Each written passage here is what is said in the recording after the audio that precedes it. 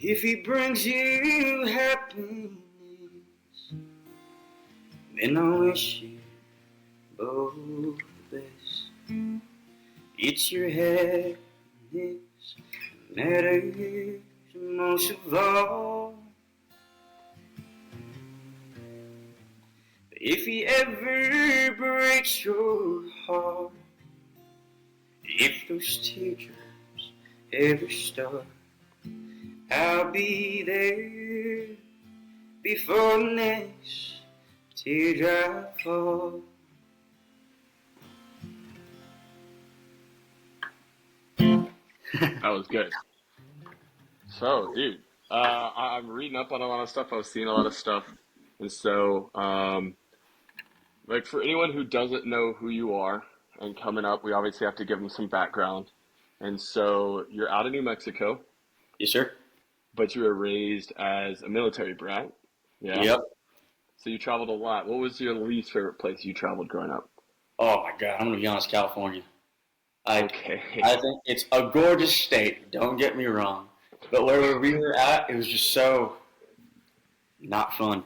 Man, we were in Moreno Valley, California, and my dad at the time was stationed at March Air Force Reserve Base there, and it was awesome. Got to see a lot of planes fly, which is really cool. They have an RPA training facility there for, I believe, the Yeah. National Guard, and that was cool. That's where I got like involved in planes is there. But besides that, no, I loved Mississippi. Mississippi was awesome. New Mexico's home, so I love it here. And I don't remember Japan because I was born there and then left after a couple months. So Okay. So born in Japan, but both your parents are Indonesian. yes, so both my parents met in Indonesia. My dad was stationed there, and my mom was doing medical treatment over there at the time, and they met each other and Okay. fell in love, got married in I think less than a month. Love that. And your Yeah. dad works on the air base, but what was he? Mechanic, pilot, air control? So at the time, I honestly don't know what he was doing in the military. I know that he was a Marine at first. So when I was born, he was still a Marine. Later on, he Hmm. transferred over to Army and then ended up in the Air Force. Wild. But yeah, he does a lot of linguistic stuff nowadays, and he's retired, but he Okay. works as a contractor for the military now. Yeah, and have you ever considered joining the military? I did. Okay, so not a lot of people know about me. Is that in college I was on a full ride scholarship through Air Force RTC. So um, all throughout college I was working out a lot, was doing a lot of running, and then I got a scholarship called the You Can Fly Scholarship. So around my sophomore year, I started flying planes, like little Piper Cherokees. Freaking loved it. And ultimately, I thought I wanted to be a pilot, but I wanted to be more on the weapon system side of things. So Hmm. I opted for a scissor slot in the Air Force. I competed for it, and I received the slot. So I was very, very grateful. Um, as much as I loved the military and I loved being in planes and such, it ultimately wasn't for me. I left my contract literally a week before commissioning. Before I commissioned as a second lieutenant, I left. My colonel wasn't too happy, of course. My dad wasn't too happy, Hmm. but I was Hmm. happy, so that's all that matters for me. And what was it like the control they had on you that you didn't want, or was it just the dream? Like what really pushed you that way? So the last 2 years of college was kind of a blur, to be honest. Like I said, I was flying a ton at the time. Like Hmm. around 9 in the morning, I'd go out to the airport, go fly planes. But Yep. before that, at like 5 a.m., I'd wake up, go to my work at about 6, and then go to classes around 10, 10:30 or so. And I was doing this almost every single day. Thursday night, I pack up my bags and I hit the road, play shows. So majority of my junior, senior year of college, I don't really remember much because it was just go, go, go. Hmm. Music as a kid was kind of like my dream. My dad taught me how to play guitar, and I was always surrounded by musicians. So I knew deep down that that's what I want to do. I just never thought it would actually happen. And I'm a firm believer. I think Air Force was kind of like my safe option. It was a safe option. It was steady pay. It was consistent, you know. Hmm. And again, as much as I loved it, music was kind of dragged me down. I was like, I want to chase it because what's the worst that can happen, you know? If let's just say music doesn't happen, I have the Air Force to back up. I'll take, you know. So, Yeah. Yeah, I feel that. A lot of people don't know it about me, but I actually, when I was 18, I went to basic in the Army, and I was in ROTC in Arkansas. I was also studying aviation, so I as yeah. well. I was a tri-sport collegiate athlete, so I was up at 5 a.m. swimming, and then my slot was at 8 a.m. You got blessed with Pipers. I had Cessnas. Oh, But they awful told plane. us that they said if you can fly a Cessna, you can fly anything because Cessnas don't want to lift off and they don't want to land. Facts. That is so true. So I learned both, and so I pretty much was driving the Cadillac of the sky, and I'm not talking about the 1970s. I'm talking about current. And it was very humbling. The hardest part and why I left it was investing in college learning aviation, maybe not military, but college. We didn't have consistent instructors. Did y'all have consistent instructors? I had a consistent instructor that I flew with. His name was Matt. Freaking love that guy. He was in a frat. It was super cool.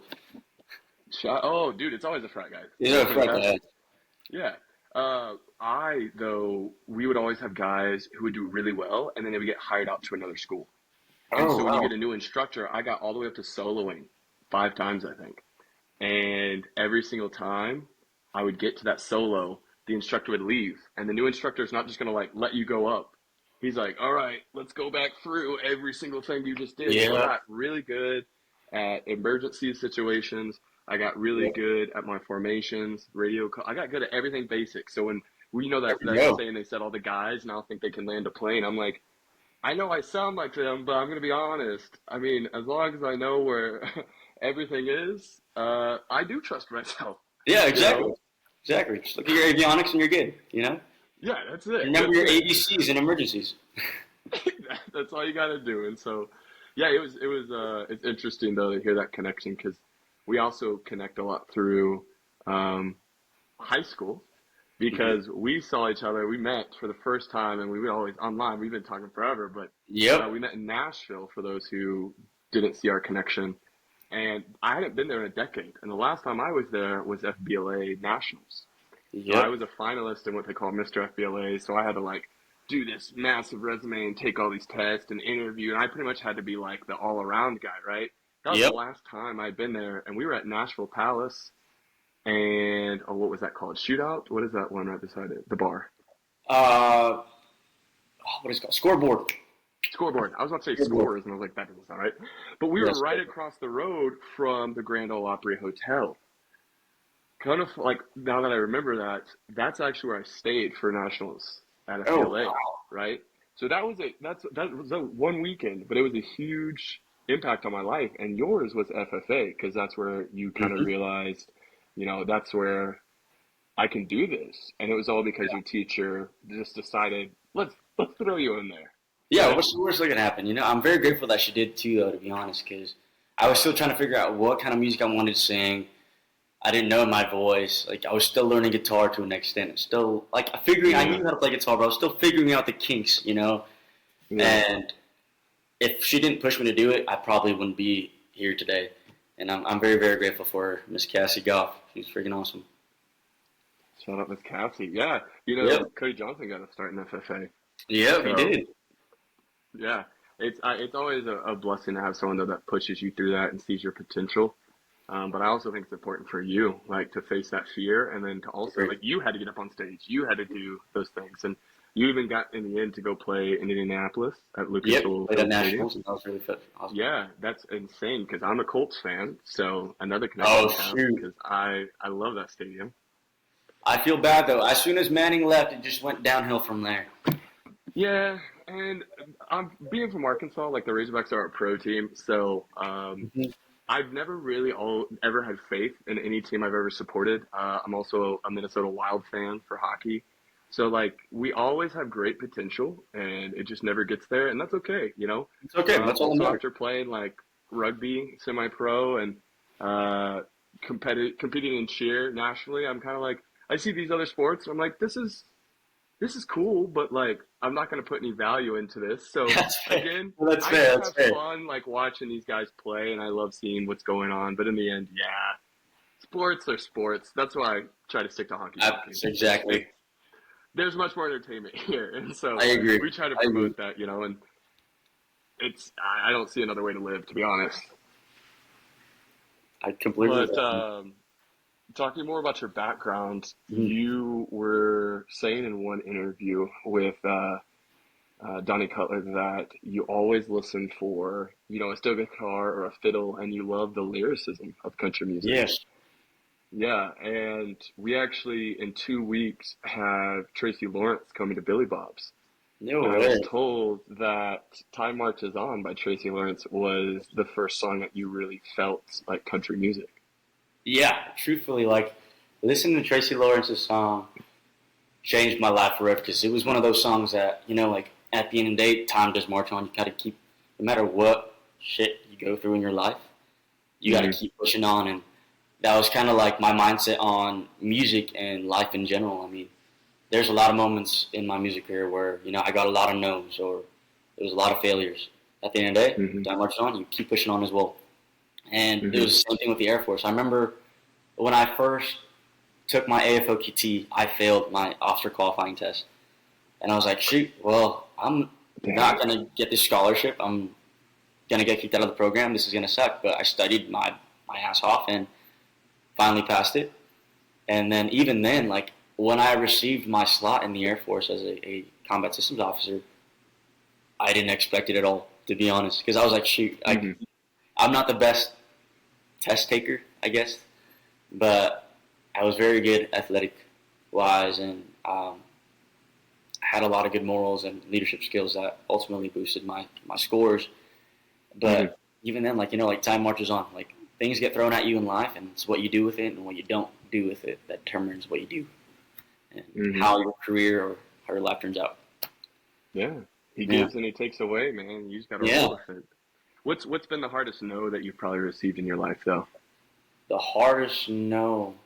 Like that rejection that you still kind of like.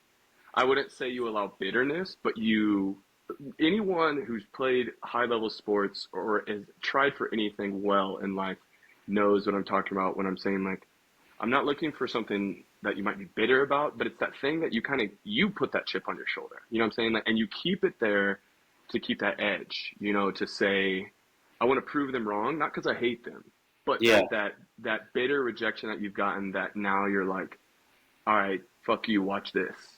Like you want yeah. to show them. I think I remember the last 2 or 3 years. Like there's one point where I lived in Nashville, and this is one of those bitter moments. Is at the time I was still with a manager, and it was always that Asian token card that she kept throwing at different labels or different venues and such. And it just felt like to a point where I was like, oh, you should listen to this guy because he's Asian, he sings country, and that's it. And at the end of the day, I'm one of those guys that believes that like I want to be known for the music that I do and the good that I do in this world, not necessarily because of my ethnicity, my color, whatever, my Hmm. race. I can care less Hmm. about that stuff. Yeah.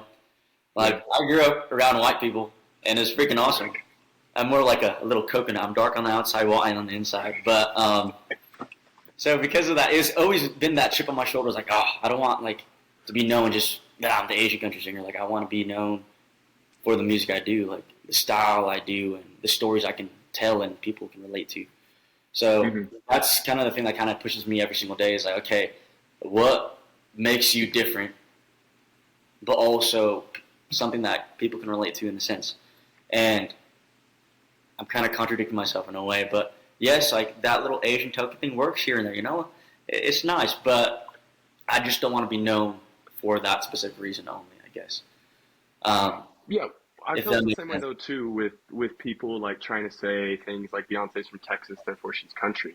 It's the same of Mm-hmm. both sides of like being from Arkansas isn't what makes me who I am, but it Yeah, does. I'm not just Arkansas, I'm not just the son of a generation. I'm not just these things. However, like you're saying, I mean, what also has separated me in a lot of the dance community is I'm an Arkansan that is the son of a generational, like, and yeah. so that's on the flip side too. Then, where do you see that have, you might not even recognize it yet.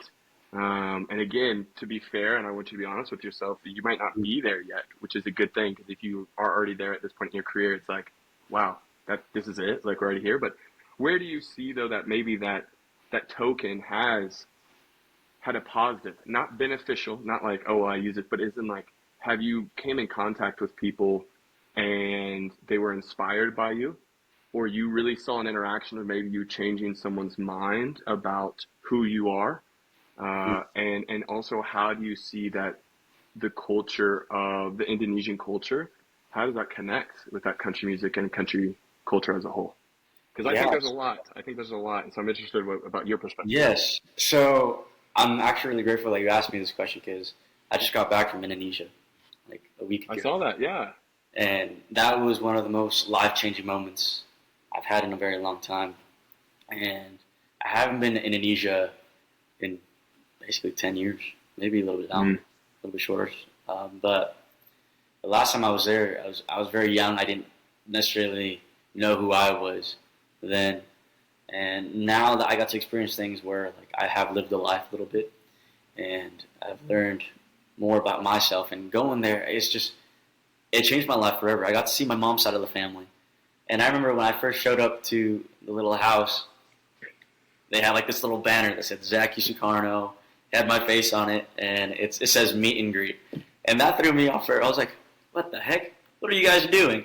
You know, and they made like matching T-shirts and stuff, and my music was playing across the house, and I was like, wow, it's really cool to see that like my family, who only speaks Indonesian, doesn't speak any English whatsoever, maybe a little bit here and there, they enjoy the music that I'm doing, and because of that, they've also started listening to other artists and stuff, and bringing that local Mm. music.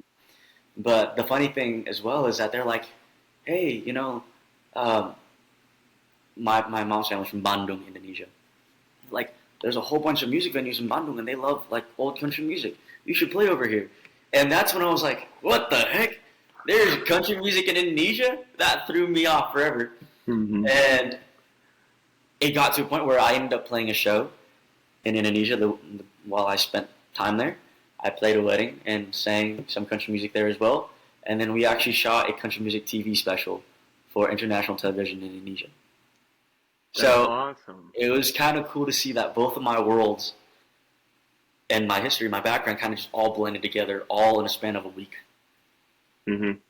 So I was very, very grateful for that Wow. trip and changed my life forever. And I realized, like, hey, it doesn't matter where you're from or anything like that, and whatever genre of music you do, if you're able to connect people, that's all that matters. And that's what I'm here for at this point, is just to keep connecting people in different ways. Yeah. And where do you see that the people in that area, or really, I mean, Asia as a whole, but I want to specifically stick to Indonesia. It's like, where do you see that they did connect to country music and country culture? So recently I got put in touch with a man. His name is Tonto Wiaya, and he is like the father of country music in Indonesia, which I didn't know about.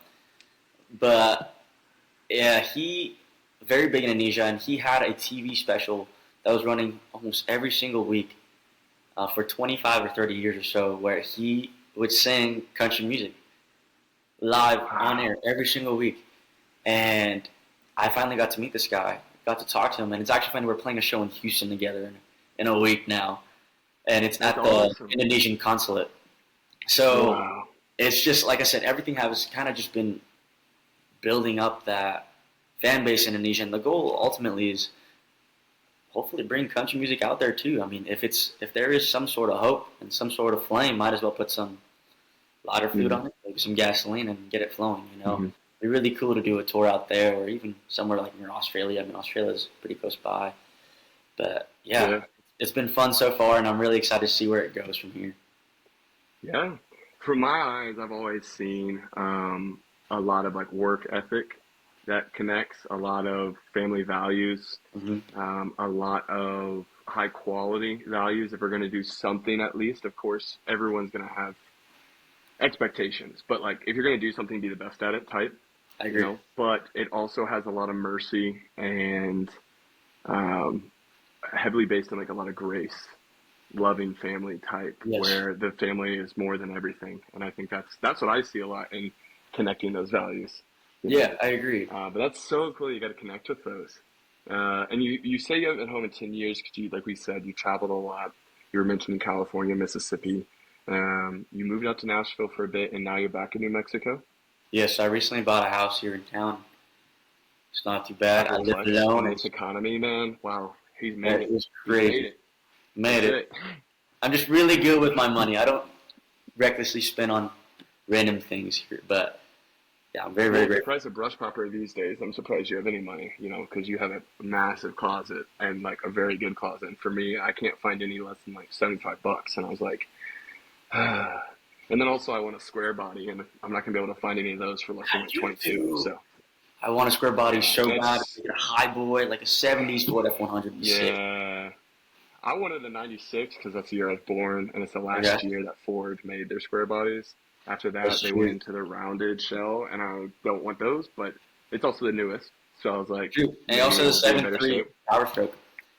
One of Yeah, the I best. mean, I would. There's a lot of options we could go for, but in the end, again, we're gonna have to wait like another decade for all this to die down, so Yeah, that the demand is far lower. I But agree. you never know. We might pass by a house and see some old geezer with it out in the front yard and be able to barter with them. Yep. I still have one back home. There's that old Mustang out in the front yard, 60, probably a 68, Oh, say nice. 68, 69. Is And it a coupe or is it ever the since I was a fastback? kid, say again? Is it the coupe or the fastback? Oh, it's a fastback. It even, Oh, lucky. it was no, it wasn't a Boss. It was a specific build though, specific, model.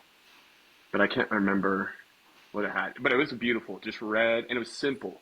It wasn't souped up at all. It didn't seem like he did a lot of work to it. It Mm-hmm. just, wheels were already flattened. It had clearly been sitting there for a while, and I'm like, oh, let Oh, me get this Lord, off your so hands, sad. man. Yeah. And so you understand that too. You said growing up, you worked on a lot of your buddies' farms. Yeah, worked on a lot of my buddies' farms, and I remember in college I worked on the sheep farm, and I think sheep are some of the worst animals ever because they don't listen to you at That's because you all. never worked with a goat. I've worked with some goats too. Like boar goats are as bad as sheep as well. And as soon as one doesn't like you, they all don't like you for no reason too. So, Mm-hmm. yep. Goats are, I'm growing up I showed nationally, and goats were always my favorite. But Really? now, like, if you are consistent with sheep and you have that one good ewe that can influence the herd, Yeah. like, I love sheep. I love sheep. Hmm. Like, and they are so beneficial to an entire operation. Like, if you Yeah. mix sheep in with steers and mix them in with some chickens or hogs as well, sheep are so beneficial. And It's, they normally have like 2 to 3. Well, I mean, they have twins pretty regularly, yeah. offspring. So, but you had sheep. What else? What other operations did you work with? We worked. So at one point in college, tried starting like a little halal meats company. So mostly focused on poultry, and that was really fun. Um, we always had a crap ton of broilers, and I did all the butchering myself, and that was really fun. I was When I about to first went to my say first the one, I was like, ooh. processing. Yeah, processing is an interesting thing. I mean, if you got a weak stomach, it definitely ain't for you. But I don't have a weak stomach, so I was like, this is fun. Sounds really bad. Sounds really But it's bad. also wild how simple it is. It So is. my sister does it in Rwanda, and they had a whole operation out of a house right there.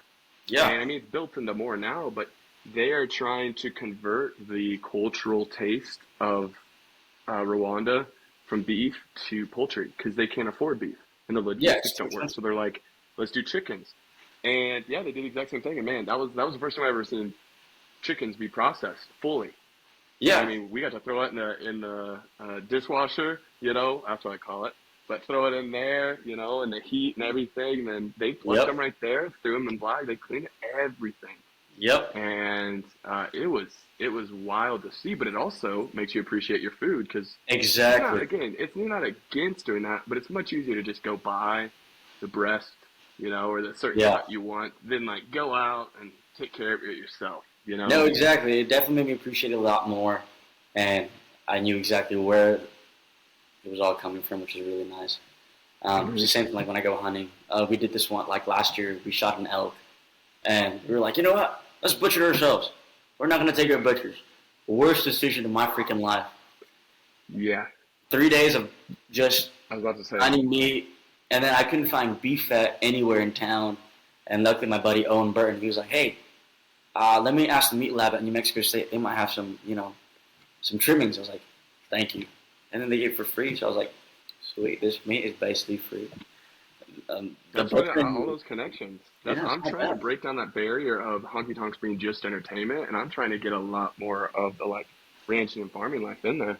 You know, Might as well, I even man. have a dream of one day opening a recording studio out at the farm, the family ranch, and the only way you have to pay for it is to come out and work.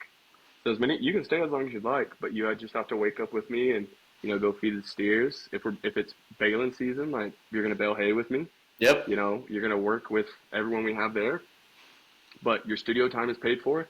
We'll even bring in songwriters and whatnot, and just have a whole session. I'd love that, just so people Great. can find the inspiration, like find Yeah. the inspiration in that day to day work.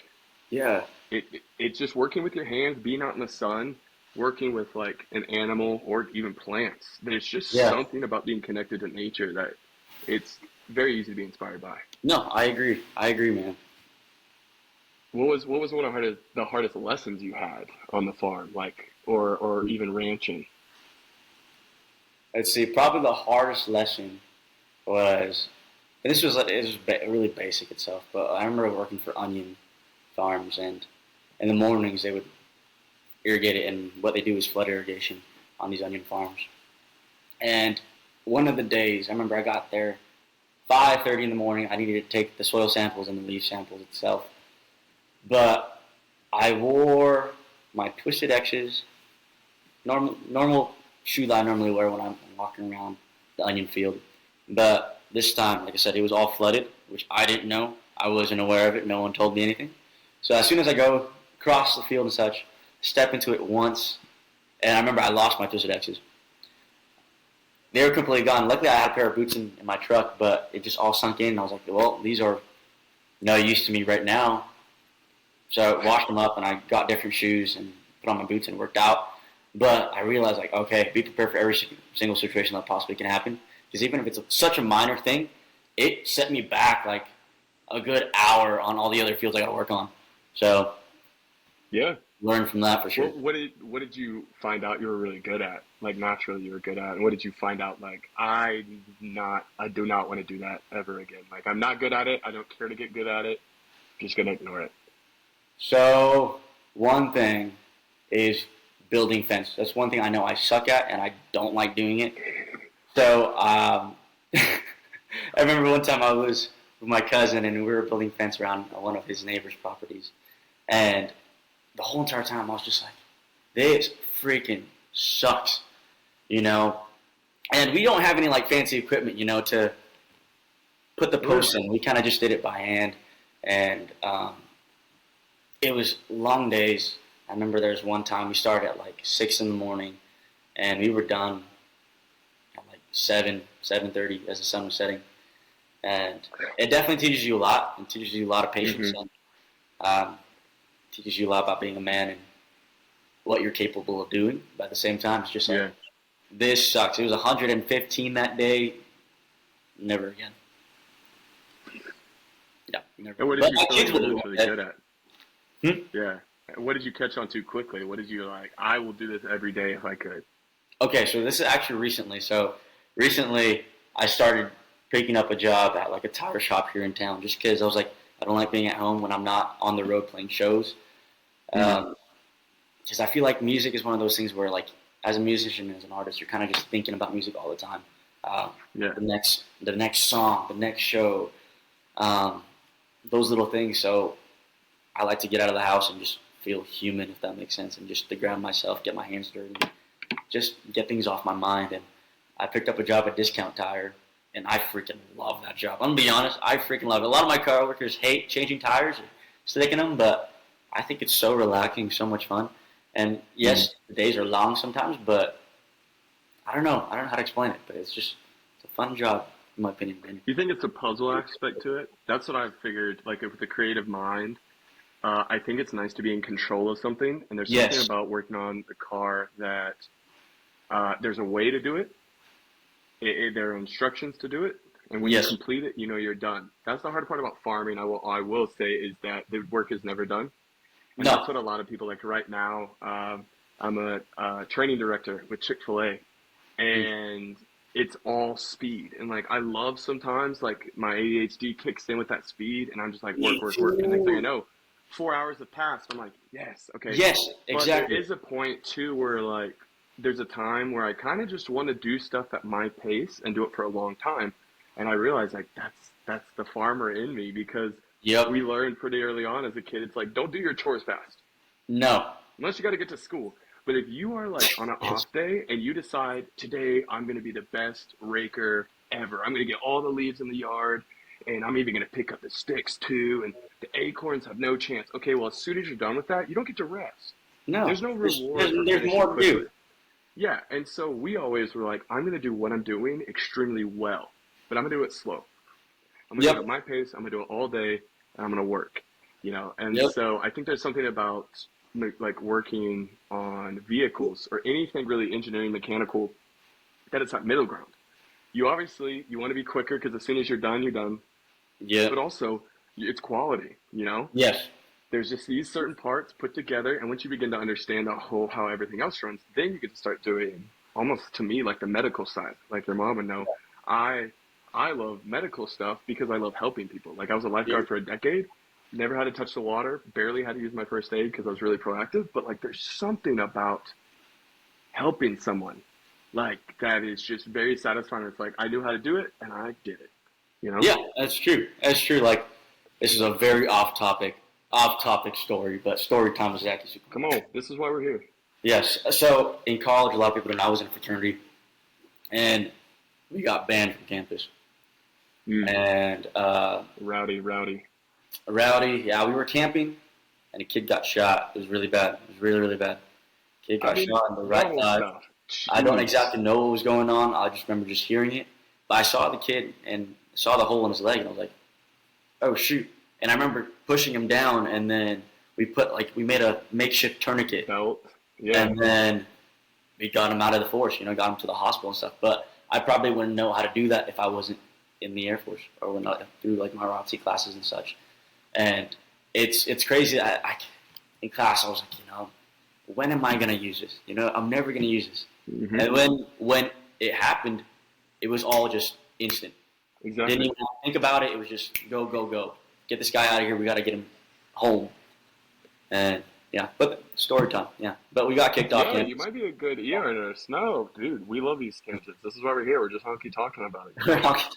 But that's I feel the exact same way because although I was just a lifeguard, I never got to use much of my training. But there was times, specifically when in particular, we were just playing backyard ball, and it was me and my buddy who were both about my size, about 6'4", 6'5", and he played football, but we both kind of played basketball, and he was stronger than I was, but one of the guys kept trying to dunk on us, and it was crazy because we gave him a warning. We're like, hey, please don't jump with us. Like, we're just playing. Like, Yep. if we jump, don't jump. And he jumped, and they got caught like shoulder and lat Oh, and hit, and the other guy went backwards, and his head busted open. oh And yeah, shoot. didn't think twice. We had one of our guys was about to go to med school to be a doctor. He already graduated with his degree, but he was about to go into get his doctorate. And he and I instantly took primary and secondary, like you're saying, did not miss a second. Yeah, I didn't even didn't need to think be about told it. by him. I instantly ran in, got all my washcloths, my disinfectants, little stuff to do here and there. And as soon as I got in, we were already taking care of, putting him on his side and all that. So there's just some of us are made for stuff and some of us aren't. Yep, it's And true, so man. like, do you feel through all this though you want to end up one day just on a farm, your own farm, or? Probably, yeah. I think my dream is to own a couple acres and just have a place where I can breathe. And whenever I'm not touring or thinking about music, I just sit there with my wife, have a cup of coffee in the morning, Hmm. watch the sunrise or whatever, and then take the kids to school. But that's like the ultimate goal is to have like a family farm that I can raise my kids and hopefully pass it through generation to Hmm. generation. Like that's one thing I kind of envy about a lot of my friends is they've been in New Mexico since forever, and their family has been here since forever too. Hmm. And because of that, they've owned their family ranch for generations, and I want to be able to do the same thing. And like, I don't hate that my parents are from Indonesia. I think that's freaking awesome. my family, like my mom's side of the family, did a lot of farming out there. We did a lot of rice paddies and like durian trees. But it's one of those things where I want to be able to leave something for my kids and also my great grandkids Mm-hmm. and their kids and so on and so forth, and keep passing down that history, I guess. That's important, and that's the thing too. And I think you have a good balance of understanding. Is you've transitioned well of like honoring your past and your parents' Hmm. heritage, while also realizing like I want to be here and I want to honor this land as well. Yeah, And it's not as though you're split between the two. It's the fact of yeah, like this is where I'm gonna dig, and you can always visit home. And in the end, who knows? You might end up back home. yeah. We never know how You life never is, know. but time marches on. But Yeah, wherever it is, you want to end up really digging in, and that's an important thing. I always think is that our country artists have some interest. If that is conservation, maybe they just want to hunt. Cool, maybe they want to do conservation of land when it comes to farming. Maybe they want to do some regenerative farming, or maybe they just want to like work in a vet. Work veterinarian work. Whatever it is, I just feel as though it's important for country artists to have some type of connection to the land and what we do, not only for the inspiration and obviously the good songwriting, but we are a culture, and yeah, I'm curious for you.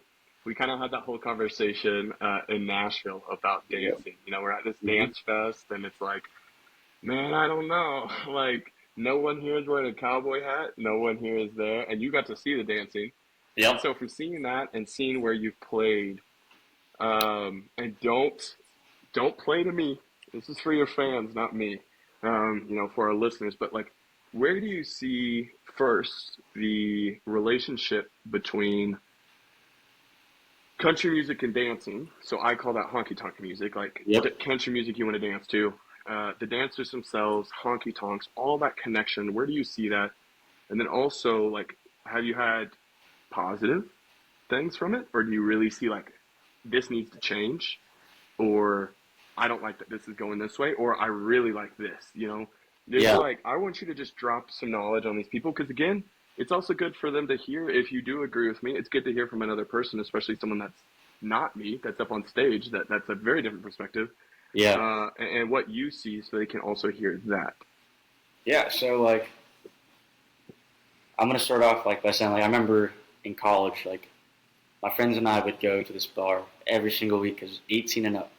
Thursday nights, a little bit of Texas and El Paso. We'd drive that 45 minutes to El Paso and go there every Thursday night. Go dancing. Hmm. And at the time, it was still just country music, and that's it. Like they had a so-called ratchet hour at midnight, and they'd play like trap music, they'd play like line dancing music, so on and so forth. And even then, at the time, there wasn't a lot of line dancing going on. Like, there was some songs, but not much. It was mostly Hmm. just two-stepping, one-stepping, a lot of waltz, and it was freaking awesome. We'd go there every Thursday night, go dance, go hang out, and that's like one of my core memories of college is doing that almost every single week. And Hmm. then recently, about a couple months ago, I went back to that same bar. So different. So Hmm. different. Like the amount of music that was played, you still had songs playing the whole entire night, but you rarely hear any country music. It's mostly like line dancing music, or Hmm. you'll hear a lot of country pop, and at the end of the day, I ain't gonna dance to any country pop music. Give me some George Strait, give me some Alan Jackson, give me some honky tonk music I can dance to, and find someone to dance with. So that Yeah. kind of threw me off, and it's the same way as well. Like I remember like going to concerts as well as a kid and throughout like college and high school as well. Like people still dance to a lot of these different artists that play on stage, and I know that for me as well. When I'm singing on stage, it's some of the best feelings ever when I see across the room. It's not even a young couple, but it's an older couple that's dancing to my music, and I'm like, Mm. yeah, I'm able to merge that gap between two different generations. But you rarely see that nowadays anymore. There's a lot of people who don't know how to dance in the first place. Like your mama didn't teach you. That's pretty rough. You're gonna have a rough wedding. But like it's just so different nowadays. I mean, people don't go to a country bar anymore to go two stepping or to have partner Hmm. dancing. They're going to a country bar to go line dancing or to get messed Hmm. up. And it's just so different nowadays, I guess. Like I remember, I watch a lot of documentaries. I'm a nerd, so I watch a lot of documentaries and stuff like that. But if you look at old country music artists that would go sing at old honky tonk, I mean, use like Garth Brooks as an example. Like he's from Oklahoma, but you have all those different bars like the Tumbleweed. You still see a Tumbleweed, lot yeah, yeah, still dancing. They're still dancing. They're enjoying their time, and that's all that you're doing. You go see a brand new artist now. There's no one dancing. They're just there getting messed up. They're fighting. It's not the same anymore. I mean, that's also depending on what kind of country music it is as well. But even then, it's just so yeah. social. Yeah, not every country artist is a honky tonk artist. That's the Yeah, important not at part, all. and that's okay. Like, I don't think people understand that too. It's like it's a concert. We're Yeah, not here to say everyone has to dance. We're not here to say this, but it's like when you're at a concert, call me wrong, call me stupid, but I think dancing should have the priority. I think there should be maybe a VIP section that they sell, those like 2 to 3, maybe 4 rows right in front of the stage, but yes, there should be dancing right in front because dancing is a physical representation of music. And yeah. therefore, you and I are almost having a conversation without even talking. I'm That hearing is what so you're true. playing. And if you don't play well enough, I'm not going to talk to you. Like, if you're not Yeah, interesting, I'm going to go sit down and drink and talk to my friends while you play. And then you're just going to be a Nashville corner, like, artist. I And agree. that's what I separates those agree. guys is no one in Nashville is in the corner making the whole place dance and stays there for longer than a month. Yeah, If you are at some random bar by yourself and you're getting people up moving, that means they want you there and they're going to buy more and you're benefiting the business. You're not going to stay there long. exactly, But if exactly. you're just a songwriter, which again, that's not to say it's bad. It's the fact of like you were saying of back when you were in college, it had a different feel. And to me, what I've seen is the feel has changed because people have taken advantage of the honky tonk's hospitality. Yeah, Everyone has kind of especially after COVID, we're really like, I want to connect to someone. I want to feel something. It's like, well, we've been doing this for 150 years. mm, Nightclubs stopped doing this around the 80s, like the hip hop era, and people didn't really care because they didn't know how to dance anyways. So they started going to the nightclub. The issue is yep, when they got older or the younger guys stopped drinking and stopped wanting to do that, smart, or they were yep. just unsafe in that area. So they stopped going to the nightclub because the nightclub didn't promote dancing and they went to the honky tonk. Well, then those same people have started influencing the honky tonk to want Disney songs being played for a line dance or hip hop like crazy. Pitbull and T Pain have taken over. Yep. I mean, Ed Sheeran 2 years ago. Ed Sheeran Yeah. 2 years ago was the song about Jitters or honky whatever that tonk. sounds like. Shivers, yeah. Yeah. It won. It's like again, no one sees an issue with that.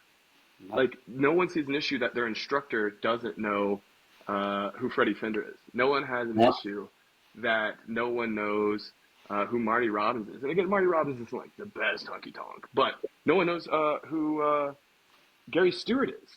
And people are That's saying that sad to he's think the too, king yeah. of the honky tonk, you know? And so it's I don't think people realize the position they put us in as musicians, traditional pre-musicians. I kind of hate the neo-traditional genre, like sound. How do you, not sound, but like to call someone neo-traditional instead of just a traditional sound, is that not kind of insulting? I don't know. It depends. I never really thought about it, so I don't know. I just I feel would. like John Party early. I don't know what John Party's doing these days, and if John Party ever listens to this, he can take it as an insult, and he and I can talk about it just because I'd love to talk to him. But I just feel like ever since his like second album, I'm kind of like, I okay. would be often the But same. people have put him as like the face of neo traditional, and I kind of Hmm. hear it. Even like Parker to me, it's like that traditional sound, but like a twist. But with you, I don't feel like there's a twist. You kind of like a lot of our new guys coming up.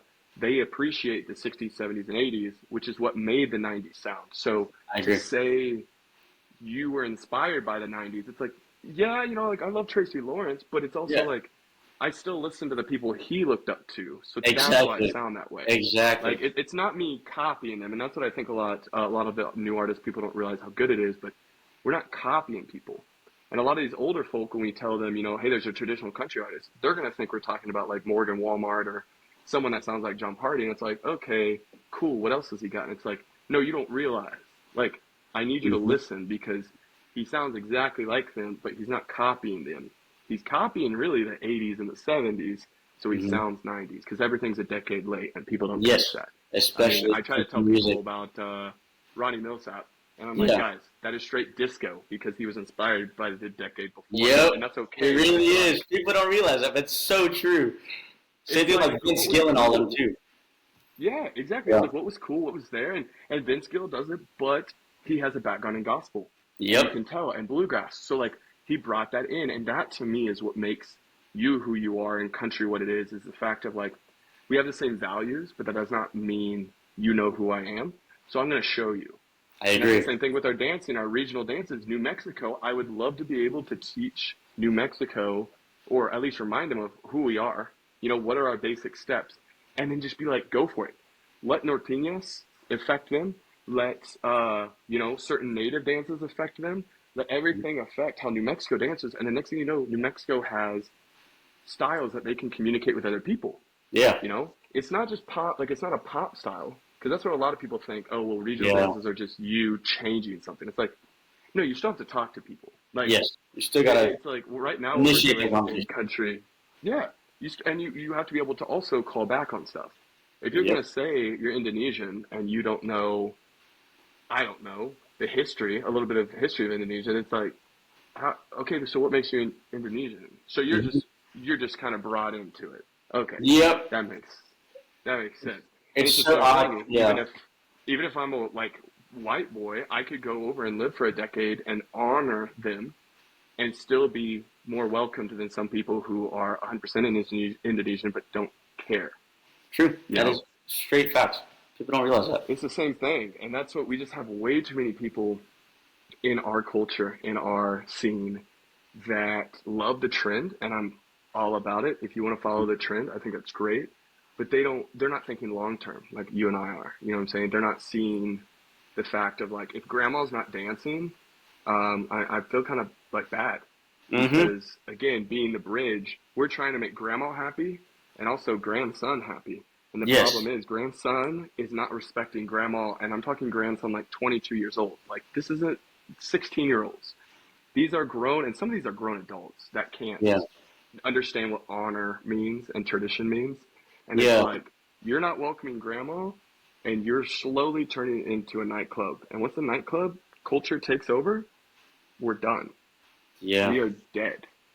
And I agree And with that's that. not even talking about farmers and ranchers. You know, Yep. that's not even talking about our dreams of building a ranch. You know, I'd love to go back home, but there's no profit there right now. Hmm. And right now, there's also too many people. The market is saturated of country dancing, country music, and it's really hard to find your way when everyone says they're country this and country that. So it's Hmm. like, what makes you different? You Hmm. know, It's Loretta just Lynn a said trend right that. You now. know, of All it is yeah, is to just a make trend. it as a new artist, you have to be either what is it, first, the best, or different.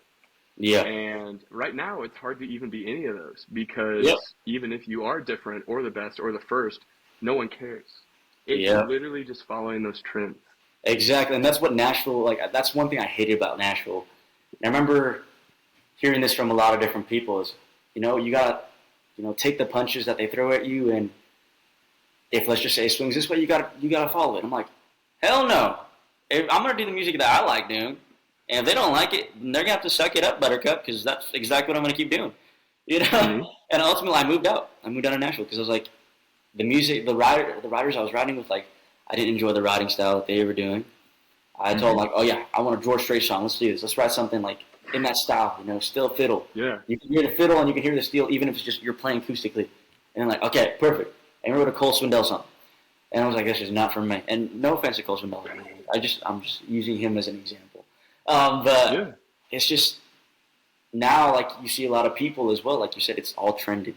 You see a lot of different artists that normally sing pop country music or different other styles of country, and all of a sudden they're releasing a single or an album that's all 90s esque, and that's They're just because trying. They're are trying. trying, and you can tell it's not necessarily their sound; it doesn't fit what they're doing, and it's just a trend. Mm-hmm. But I Well, love that's what I talking. also, yeah. I also love that a lot of times in Nashville, it's so easy to pick up on that because people who sound like the 90s because they love the 70s and 80s is because you can pick up on it when they don't mention the 90s. Gosh. But the guys you're talking about will just like, they checklist it. They're Mm-hmm. like, you know, like Tim in the '90s, and it's like, okay, so you're trying to tell me about the '90s. What you don't sound like it. Like it's almost like Yep. the acting of show me, don't tell me. Like, Yes. brother, Yes. sing that way, find inspiration that way, but stop just checklisting stuff. I agree. I agree. You know, like if you love, it's one of those things like you gotta truly love it. You know, like I Mm-hmm. know I've talked to a couple of artists where they're like, I asked them like, oh, why do you do music? Why do you do this? And I remember hearing random answers that don't relate to music at all, or why. You know, the why itself. Like I think that's like the most important thing is your why. And if your why Mm-hmm. doesn't make sense, like you're in the wrong industry. You know, like I've talked to people like, oh, I'm here for the money. I'm here for the fame. I'm ready for this. I'm like, cool. That's great. That's a great mindset I have. But who did you listen to? Like, who are your inspirations? What made you Mm-hmm. love this specific genre or show? And Yeah. I remember asking someone this, and they're like, honestly, I don't know. Like, I'm just doing country just cause. And I'm like, what?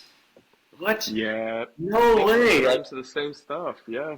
you Yeah. know, I'm like, you gotta really love it, or like at least know a little small portion of the history on why you want to do it. You know, like for me, like Randy Travis is one of my favorite artists, and if you listen to him, he listens to a lot of George Jones, and that's why his style is very. Mm-hmm. A lot of those slower songs has those runs and stuff, and I love that shit, and that's what I try to not necessarily imitate, but I use those aspects in my style of singing as well. So Mm-hmm. I can go on a tangent on and on and on forever about all of this because there's just so much going on, especially now that it doesn't feel authentic anymore. There we go. Mm-hmm. We might have to do a live eventually, man, because I want to hear that tangent. I mean, we do need to be nice to them, but who knows? Some of these people have very long drives. But yeah, we might need to do a live, and I want to follow that tangent. But I do want to really wrap this up with finishing about you, though, and kind of seeing the future. And so, one, who would you be humbled to be compared to? Like your sound. Like if someone said, man, I really hear this in your voice, or like, have you ever listened to this guy? Who would you be humbled to be compared to? Definitely Randy Travis. Like I said, like he's one of those artists that I loved growing up listening to, and I love the songs that he released where they told a lot of stories, and it wasn't necessarily just, oh, my heart was broken. My heart was Hmm. broken because of this. I'm Hmm. feeling this way, and it's not Hmm. just feeling, but it's that deeper meaning of how you're feeling this. Hmm. And I just probably him for sure. Him, any of my heroes like Alan Jackson and George Strait and all of them as well. But Randy Travis is probably one of those artists where if someone's like, "Oh, you sound like Randy Travis," I'm like, "Oh, whoa, that's a really big deal to me, and thank you. It really does mean a lot." You know, I think I sound like Dzaki, but thank you. You know, so Well, the thing too is you obviously are not in the same register as him, so you're not going no, to technically sound like. But songwriting abilities, that's always capable. You're always capable to do that. And I do think, you know, you got in me of your songwriting ability just to take a simple concept and like you're saying right there about Randy. I mean, I kind of hear it in your songs of taking a concept and not over emotionalizing it, not over intellectualizing it, but feeling it and then mm-hmm. like breaking it apart.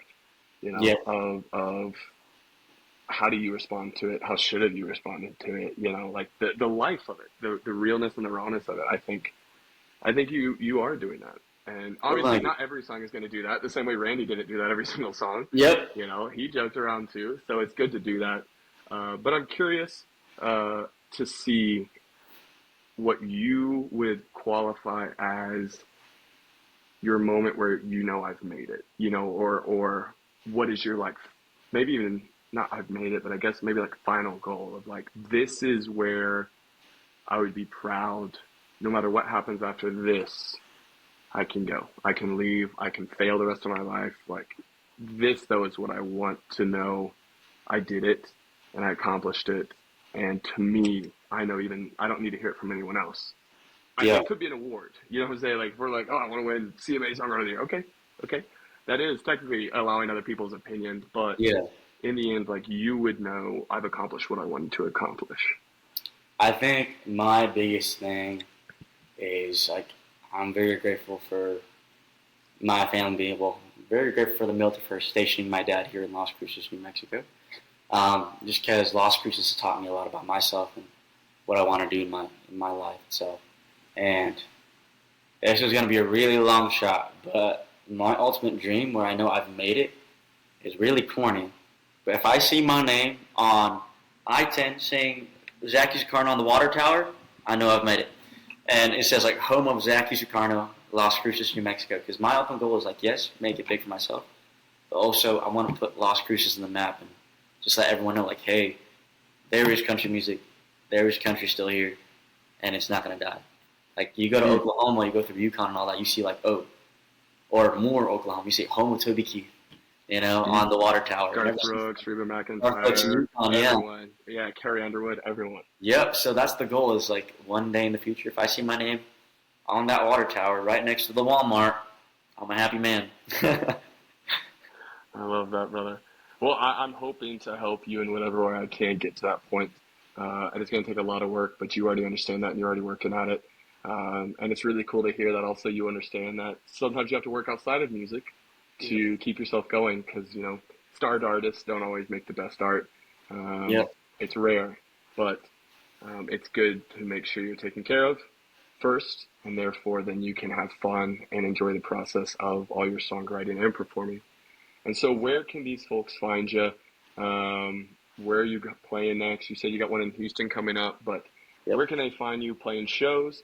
And also any social medias outside of the show links, or the show notes rather, that I'm going to post, and my socials. Where can they find you online? You can find me at ZakiSukarno.com. Most of the time I will post all my shows throughout the year. And you can follow all my social media, which is also Dzaki Sukarno, unless it's TikTok. It's my name backwards, IKAZD. Throws people off, I know. And you can listen to all my music on every single streaming platform out there. So, Perfect. Well, I'm proud of you, Dzaki Sukarno. You're a legend already in my books. I'm really proud to call you a friend. Me too, I'm really man. grateful that you're keeping honky tonks country. I look forward to crossing paths again, man. Oh, we're going to, and I'm going to freak out, just like the first time I ever met you, and like relive again in Nashville, bro. I'm going to geek out so hard. Oh, goodness. That's what I love hearing. Well, it's a pleasure, brother.